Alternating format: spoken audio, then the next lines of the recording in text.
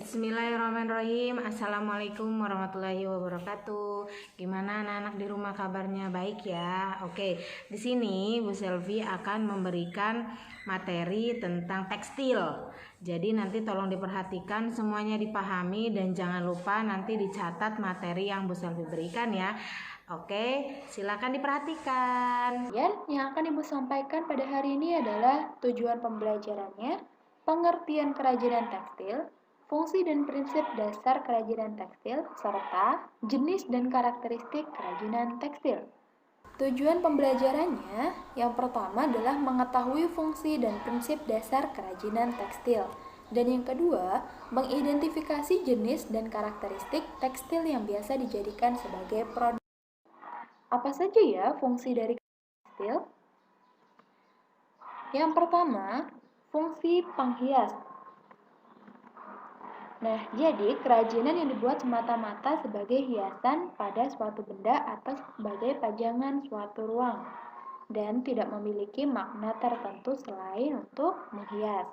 Kemudian fungsi yang kedua ada fungsi benda pakai.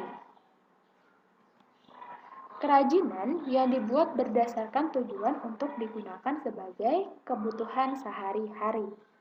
Kemudian yang ketiga ada fungsi kelengkapan ritual. Jadi, fungsi kelengkapan ritual ini mengandung simbol-simbol tertentu berfungsi sebagai benda magis berkaitan dengan kepercayaan dan spiritual.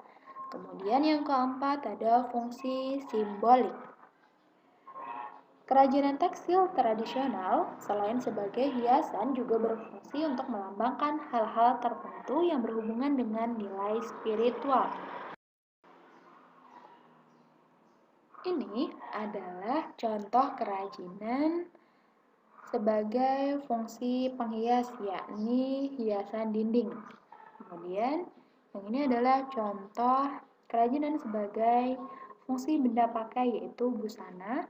Kemudian ada tas, ada aksesoris. Dan ini adalah contoh kerajinan sebagai fungsi simbolik, yaitu batik yang dibuat dengan motif simbolik.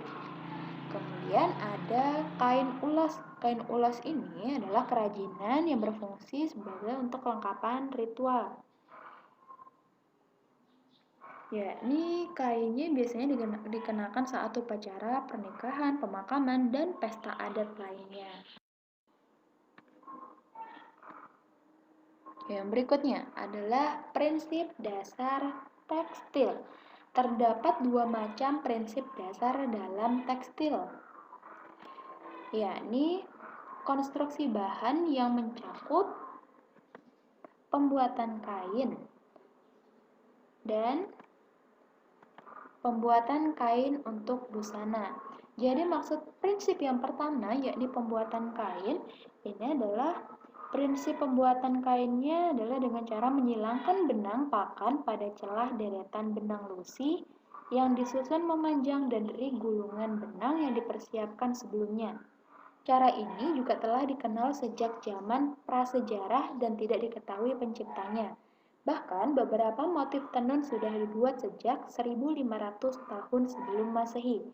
Nah, prinsip yang keduanya, pembuatan kain untuk busana, itu maksudnya tekstil untuk busana memerlukan persyaratan khusus karena tidak seluruh tekstil yang ada dapat digunakan untuk busana.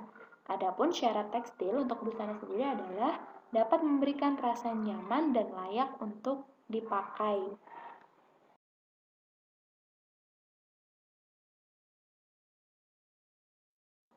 Selanjutnya adalah jenis dan karakteristiknya.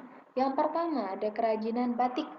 Membatik adalah kegiatan berkarya seni menggunakan bahan lilin yang dipanaskan dan menggunakan alat canting untuk membuat pola gambar atau motif pada selembar kain. Kemudian yang kedua ada kerajinan sulam. Sulaman adalah hiasan yang dibuat pada kain atau bahan-bahan lain dengan jarum jahit dan benang. Kemudian yang ketiga ada kerajinan jahit perca. Jahit perca itu sendiri adalah proses pembuatan suatu produk kerajinan tekstil yang terbuat.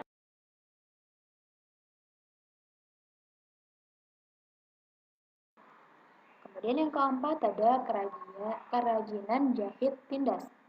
Maksudnya, jahit tindas adalah suatu teknik menghias permukaan kain dengan cara melapisi atau mengisi kain dengan bahan pelapis atau pengisi.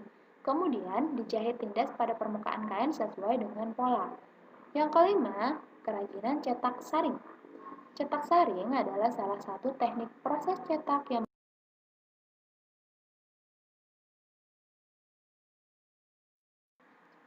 keenam, kerajinan tapestry.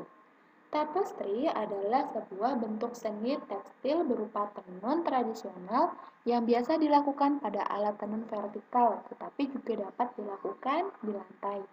Dan yang ketujuh adalah kerajinan makrame. Makrame itu sendiri adalah bentuk seni kerajinan simpul menyimpul dengan menggarap rantaian benang awal dan akhir suatu hasil tenunan dan membuat berbagai simpul. Demikian yang dapat Ibu sampaikan, semoga dapat bermanfaat. Tetap belajar di rumah dan tetap jaga kesehatan. Wassalamualaikum warahmatullahi wabarakatuh.